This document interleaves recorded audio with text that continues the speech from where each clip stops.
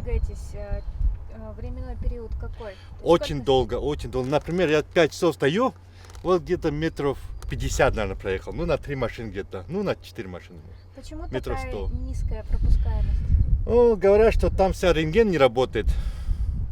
То ли рентген не работает, то ли не хотят работать, там непонятно. Мы сейчас стоим. Сейчас стоим где-то, движка у нас где-то 150 метров я только проехал за 5 часов. Ну, кушаем как? Кушаем с собой, что есть. Взяли на 2-3 дня. Холодильник есть, работает пока.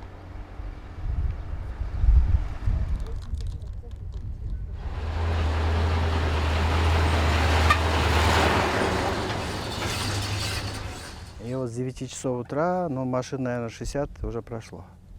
На данный момент рентген с 2 часов дня до 4 дня он это отдыхает. Поэтому стоим сейчас. Конечно, хотелось бы получше, чтобы была пропускная способность. Ну, чем 2-3 сутки стоять, ну, на такое время, рассчитывая, ну, стоя здесь, пока мы не можем жаловаться, пока. Ну, посмотрим, что сейчас будет к вечеру. Может быть, также будет пропускать хорошо, а может быть, опять будем стоять. Но вы знаете, вот до 2 часов хорошо пропускали. В принципе, туда заходят по 20, по 25 машин. И на это уходит, наверное, часа 2-2,5, пока другая партия зайдет. Ну, пока так вот.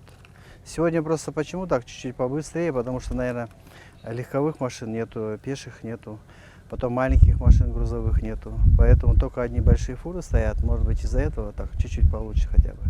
Казахстанские, правда, к нам заезжают машины. Мы думали, казахов не будут пропускать казахстанские машины. Нет, они заезжают к нам тоже.